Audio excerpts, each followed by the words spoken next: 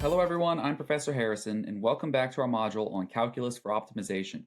Today we're going to be covering the derivatives of exponential functions and logarithmic functions. Once you have these, you can basically handle any function that shows up in finance, because so much of finance is built on continuous compounding. We're following Victor, a fund manager whose edge is slipping and he can't figure out why, who has been corresponding with the anonymous sender of a series of letters that started arriving at his office. Today, he's trying to figure out his fund's continuously compounded return over the last quarter and what his projected net asset value will be for the upcoming monthly investor letter. He opens the latest letter from his anonymous correspondent. The exponential function, e to the x, is the most important function in all of finance. The reason is that continuous compounding shows up everywhere. Continuously compounded returns, continuously discounted bond prices, Black-Scholes option pricing, all of it runs on e to the x. And the reason e to the x is the natural function for compounding is one of the most beautiful results in calculus. I'll give it away up front. The derivative of e to the x is e to the x. The function is its own derivative. The rate of change equals the function value. And that is the property that makes e to the x the natural choice for modeling anything that grows at a rate proportional to its current size, like money in a bank account, a population with unlimited food, or radioactive decay in reverse. All of those obey the rule that the rate of growth is some constant times the current amount, and e to the x is the function that satisfies exactly that rule. Written formally, d over dx of e to the x equals e to the x. That's the entire rule. What usually shows up in finance is not e to the x by itself, but e to the rt, where r is the rate of your return and t is time. This is a composition, so the chain rule kicks in. The outer function here is e to the u, and the inner function is u equals r times t. The derivative of the outer is itself, which is e to the u, evaluated at u equals rt. So that ends up being e raised to the rt, and the derivative of the inner with respect to t is just r. So when we multiply them, d by dt of e to the rt ends up being r times e to the rt. Let's put this to work. Suppose $1 million is invested at 5% continuously compounded. The value at time t is v of t equals 1 million times e to the 0.05 t. We want dv over dt, the instantaneous rate at which the investment is growing.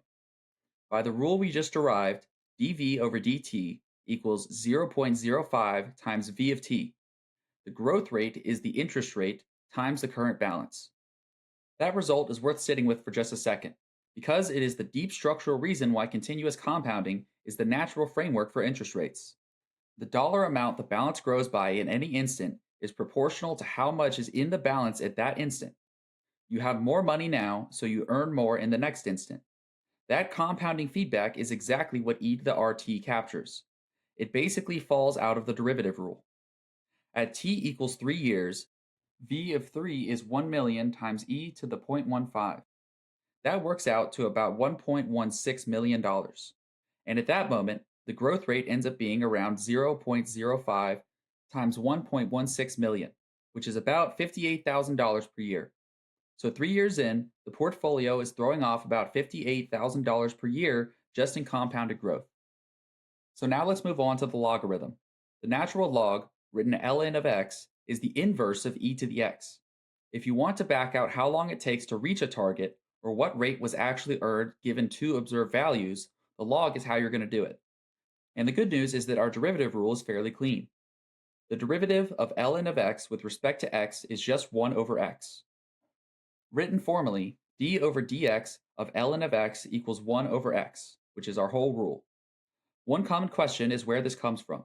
If you already know that e to the x is its own derivative, the 1 over x result for the log comes out basically for free by treating the log as the inverse function. Start with y equals ln of x. Then e to the y equals x. Then if we differentiate both sides with respect to x, we can use the chain rule. On the left, you get e to the y times dy over dx, and on the right, the derivative of x is 1. So dy over dx ends up being 1 over e to the y, which is 1 over x, because e to the y is x. Let's apply this in a setting where logs actually show up in finance. Suppose you observe a fund that started the period with v naught equals $1 million, and it ended with v of t equals $1.5 million. over a period of t equals 5 years. What was the continuously compounded rate of return over that period? The continuously compounded return is defined by v of t equals v naught times e to the rt. You can rearrange for r. Divide both sides by v naught, so v of t over v naught equals e to the rt. Then we can take the log of both sides, and the natural log of v of t over v naught equals rt. So r equals 1 over t times the natural log of v of t over v naught. If we plug in the numbers, r equals 1/5 times the natural log of 1.5. The natural log of 1.5 ends up being about 0.405. Divide by 5, and r ends up being about 0.0811, which is 8.11%. This gives us the continuously compounded annualized return that took the fund from 1 million to 1.5 billion over the course of 5 years. A natural follow-up question, however, is if the ending value of the fund changes by a little, how much does that change the implied rate? In our notation, that is going to be dr by dv of t, treating r as a function of v of t with v naught and t held fixed. That derivative equals 1 over t times 1 over v of t. The 1 over v of t piece comes from the log derivative directly. Here, v naught is a constant in the log of the ratio, so it drops out under differentiation. And we are left with the derivative of the log of v of t, which is 1 over v of t. There is a clean way to read this. A small percent change in the ending value divided by t gives the change in the implied annualized rate. So a 1% markup in the ending value on a 5-year horizon ticks up the implied rate by about 0.1%, or about 20 basis points. Victor puts down the letter. He needs 2 numbers for his monthly note to investors: the realized continuously compounded return for the quarter and a projected end of April net asset value. At the start of the quarter, the fund's net asset value was $500 million. At the end of the quarter, it was $525 million. The continuously compounded annualized return is r equals 1 over 0.25 times the natural log of 525 over 500. That ends up being 4 times the natural log of 1.05. R ends up being about 0.195, or 19.5% annualized. Now he projects 1 month forward at that rate.